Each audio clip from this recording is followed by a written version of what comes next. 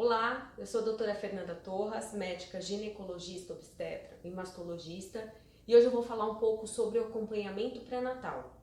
Venha saber por que esse acompanhamento é tão importante durante a gravidez.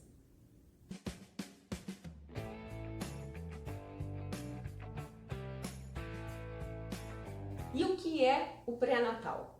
O pré-natal é o acompanhamento que, como ideal, deveria começar no período periconcepção, antes mesmo de detectar a gestação.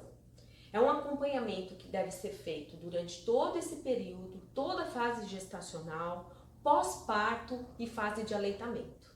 Tem como principal objetivo reduzir a morbimortalidade materno e fetal, além de ajustar, de tratar, de detectar transtornos psicológicos que podem estar associados, algumas deficiências nutricionais, orientar essa mãe sobre o processo de trabalho de parto, sempre explicando, sempre tirando as dúvidas sobre as vias de parto, sobre o aleitamento, como lidar com esse bebê futuramente. E quando começar o pré-natal?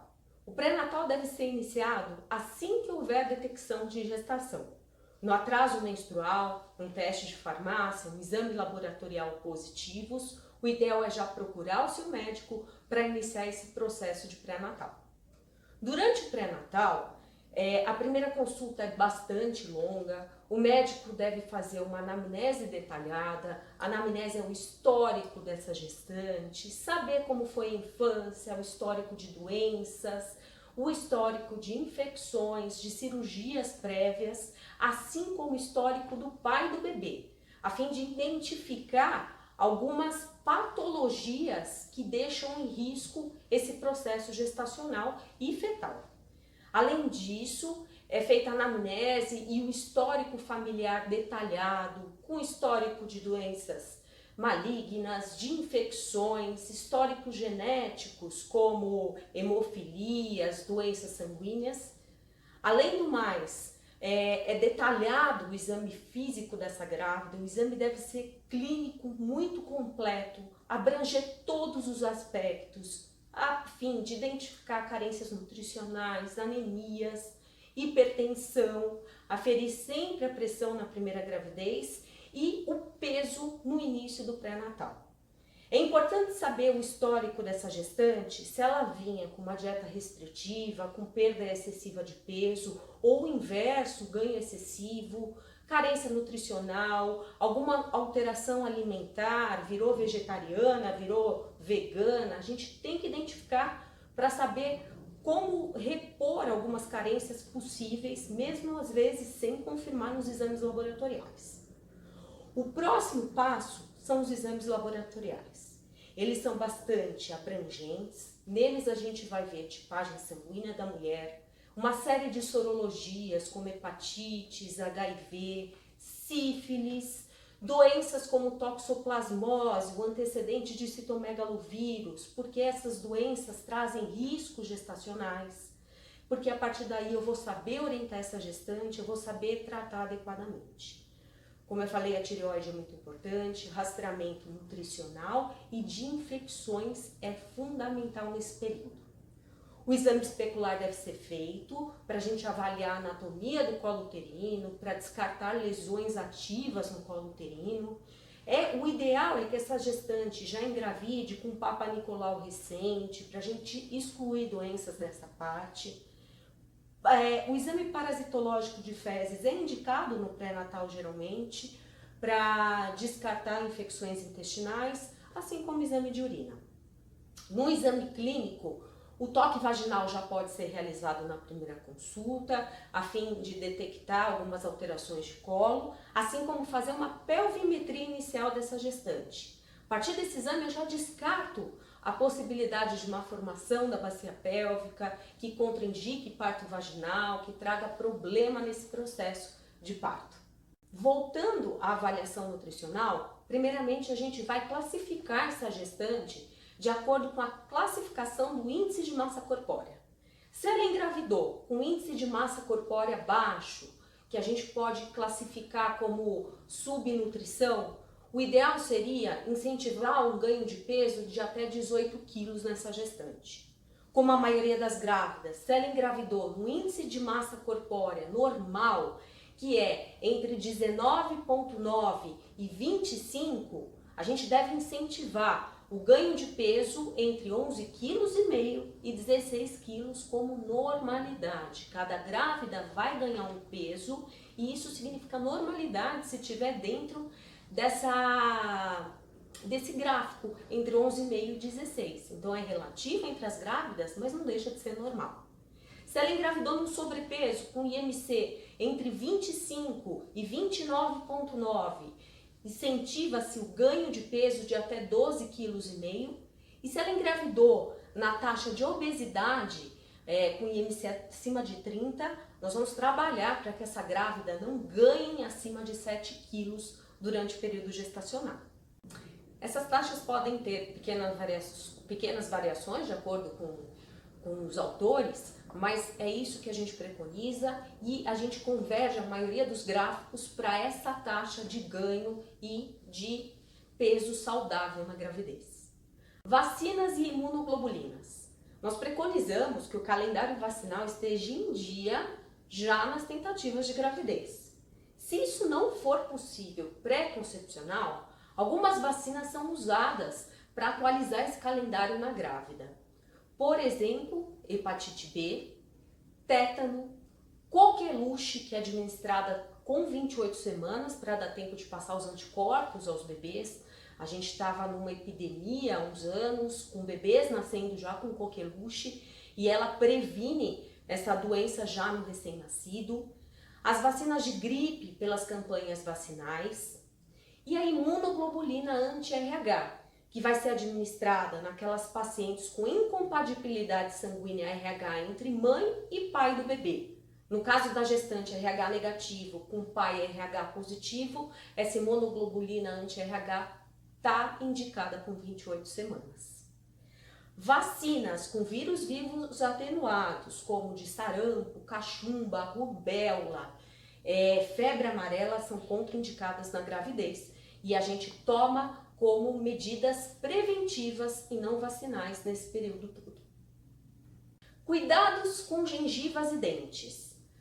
Gengiva sangra na maioria das gestantes porque tem uma hipertrofia, ela fica inchada, ela fica muito vascularizada e com frequente sangramento.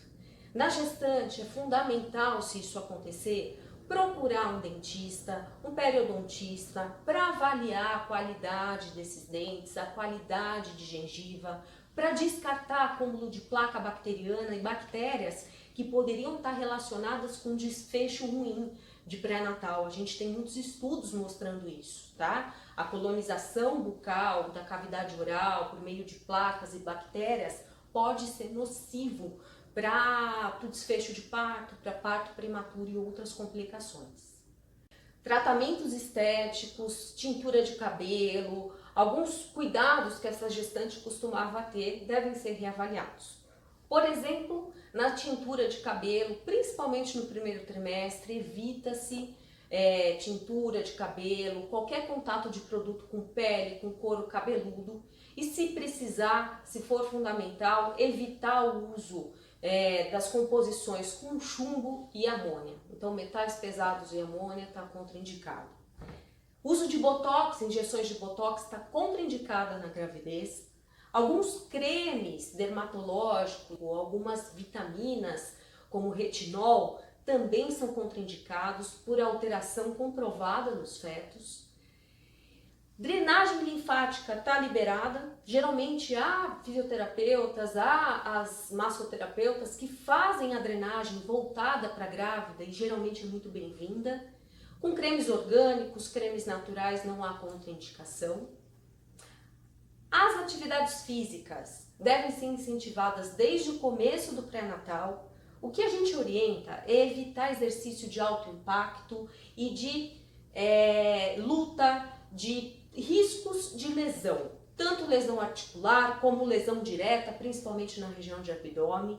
No primeiro trimestre, evita-se abdominais, yoga ou pilates que faça contração excessiva da musculatura abdominal, que isso pode prejudicar um pouquinho até a fase de adaptação da gravidez. Tudo deve ser individualizado, passado para o seu obstetra para ele poder te orientar. Nós gostamos muito de caminhadas para grávidas, hidroginástica e natação. A atividade sexual está liberada para gestantes de baixo risco, sem intercorrências, sem sangramentos importantes.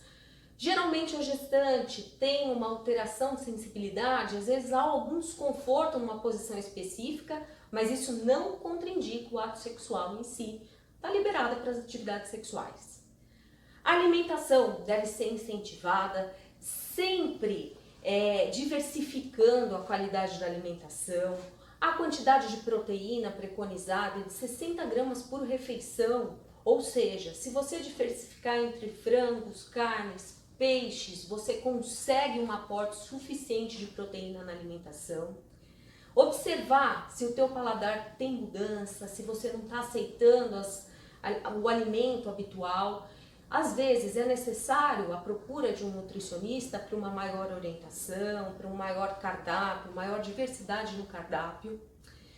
Além da diversificação dos alimentos, a gente preconiza que antes de chegarem as sorologias, antes da gente saber se você é imune, suscetível à toxoplasmose principalmente, evite comer fora de casa.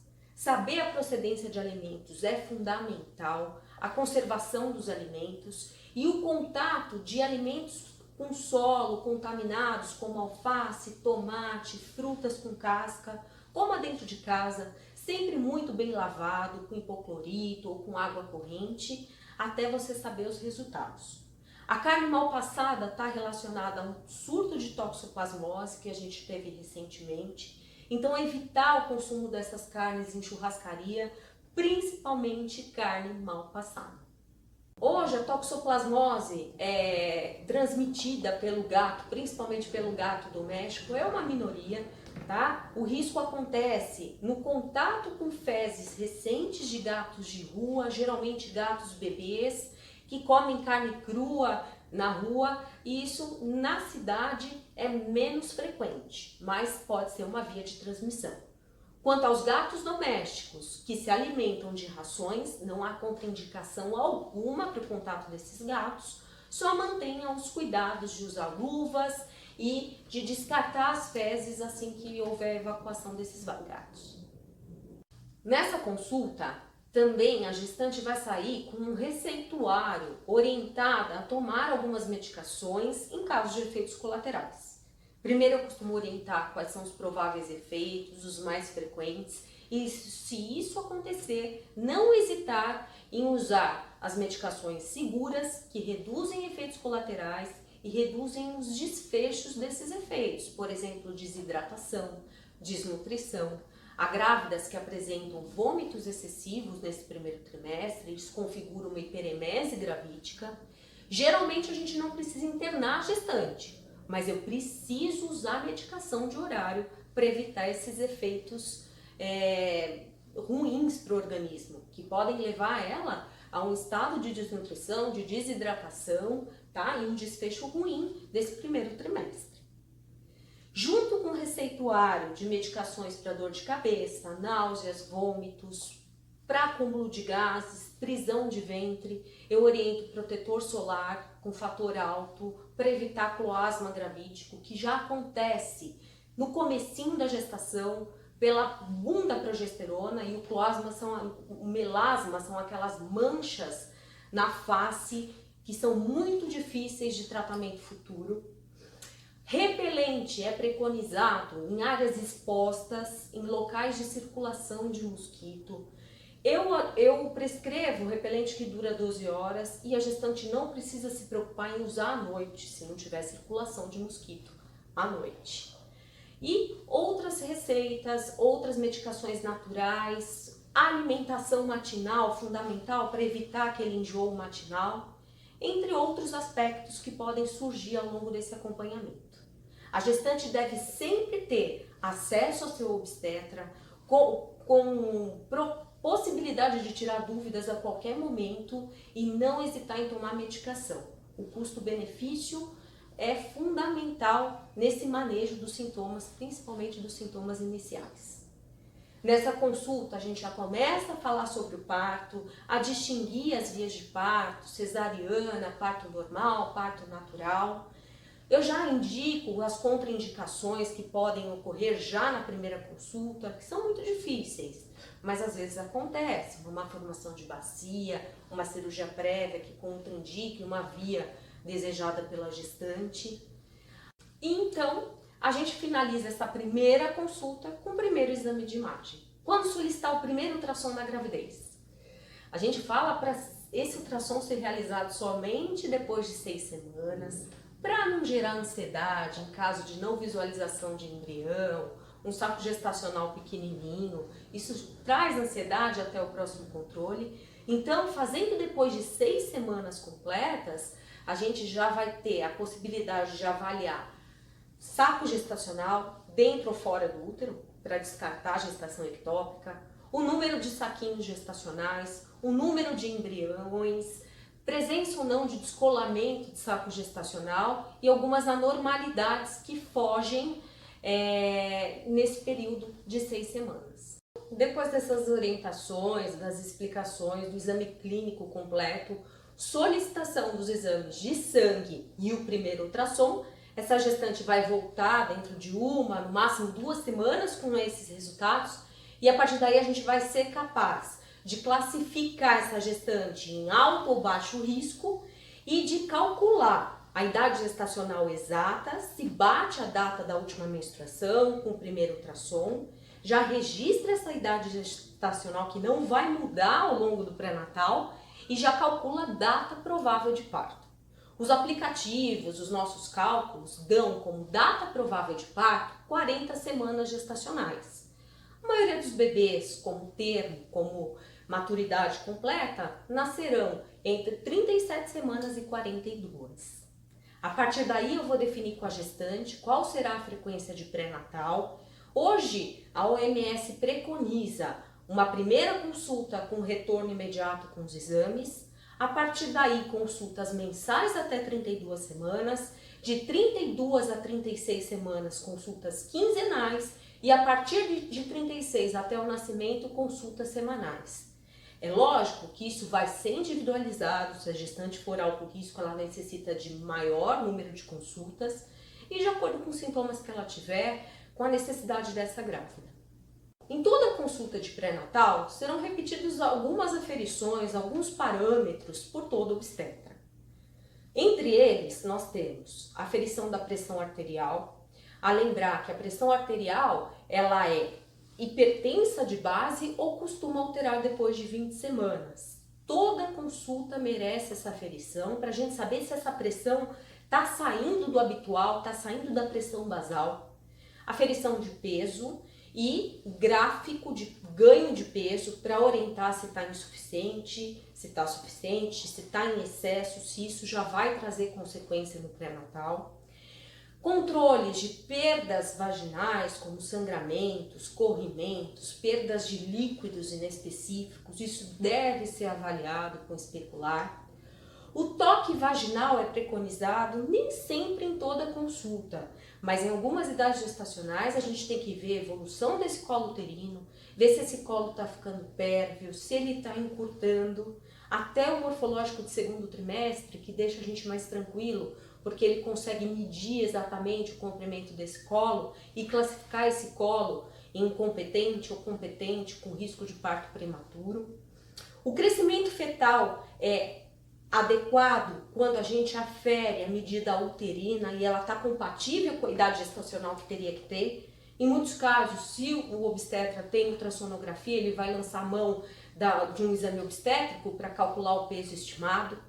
Batimento cardíaco fetal e a frequência do batimento é fundamental para ser avaliada, na procura de sofrimento fetal e de malformações cardíacas. A frequência de movimentação fetal depois de 20 semanas sempre vai ser perguntada à mãe e a gente vai fazer um gráfico disso, a gente vai saber se isso está suficiente ou preocupante na idade gestacional que ela está apresentando. A quantidade de líquido amniótico pode ser subjetiva pela palpação abdominal da gestante, também pela altura uterina, ou, nos casos que o médico tem ultrassom em consultório, pela aferição do índice de líquido amniótico pelo ultrassom. A apresentação fetal, principalmente depois de 33, 34 semanas, deve ser avaliada para descartar as distócias da posição fetal, se o bebê está sentado, se o bebê está atravessado, o que poderia levar a um comprometimento na via de parto, uma dificuldade para o parto vaginal. E além daquela consulta inicial, quando a gente classificou a gestante em baixo ou alto risco, essa classificação pode mudar ao longo do pré-natal. Para isso, a gente usa a propedêutica adicional de pré-natal, que seria de acordo com cada fase gestacional. Os exames mais importantes nessa propedêutica são os morfológicos de primeiro e segundo trimestre. O ultrassom morfológico de primeiro trimestre deve ser feito entre 11 e 14 semanas, de segundo trimestre entre 20 e 24 semanas. Nesses exames são avaliadas principalmente malformações fetais, riscos para síndromes, cromossomopatias, a placentação, se essa placenta está adequada, se ela está na posição correta, se ela traz risco de descolamento, de sangramento. Alteração fetal com excesso de líquido, baixa de líquido, que faça suspeitar de uma formação interna, atresia de esôfago, má formação gástrica desse bebê, os riscos de restrição fetal e avaliação de Doppler como preditor de hipertensão gestacional ou desfecho indeterminado do parto. A doença hipertensiva gestacional também vai ter uma atenção especial depois de 20 semanas. Como eu falei, se alterou o basal de pressão dessa gestante, se ela está apresentando picos pressóricos, principalmente depois de 20 semanas, uma hipótese diagnóstica é a doença hipertensiva da gravidez, e ela leva a parto prematuro, restrição de crescimento e algumas complicações gestacionais, tanto para a mãe quanto para o feto, e deve-se dar atenção especial, principalmente depois de 20 semanas. Muitas vezes, o médico vai solicitar exames específicos para a procura dessa doença hipertensiva, como proteinúria de 24 horas. Diabetes gestacional na mulher com glicemia normal, com exames prévios normais, ela vai ser pesquisada entre 24 e 28 semanas, com um exame que chama teste de intolerância oral à glicose, e ele determina se essa gestante está com intolerância à glicose ou diabética gestacional. E a partir daí a conduta específica será tomada para evitar o ganho em excesso de peso do bebê, cardiopatias, excesso de líquido e problemas no parto. Ultrassons obstétricos em algumas idades gestacionais, que não nessas idades do morfológico, serão solicitados para ver se o crescimento fetal está adequado, se o líquido está acompanhando a taxa de normalidade naquela fase, se essa placenta está ficando calcificada, se ela está numa posição inadequada, se ela está trazendo risco para descolamento, para parto prematuro e para desfecho ruim desse parto. Pesquisa de Streptococcus do tipo B. É uma pesquisa de bactéria que a gente faz depois de 35 semanas, a gente preconiza com 35, para saber se o limiar dessa bactéria vaginal está alto na gestante. A gente tem que lançar mão de antibióticos na fase ativa do trabalho de parto, também não se faz o tratamento no pré-natal. A gente tem que ter a pesquisa para saber se vai usar um antibiótico durante a fase ativa do trabalho de parto, ou em alguns casos com bolsa rota de longo prazo, de acordo com a idade gestacional. E durante o pré-natal, como o pré-natal não acaba no período gestacional, o aleitamento deve ser abordado, o pós-parto, o que esperar de dor, de incômodo, de sangramento no pós-parto. Vou falar sobre a quarentena, sobre os cuidados que ela tem que ter para infecções e para problemas de saúde. Eu costumo até abordar alguns cuidados com o bebê, para isso não gerar ansiedade naquele momento, porque qualquer dúvida vai gerar ansiedade, ela tem que estar totalmente contornada por um apoio nessa fase. Lembrando que as consultas do pós-parto não são tão frequentes, né? E às vezes geram dúvidas logo ao chegar em casa, então ela vai ser bem orientada dessa fase também.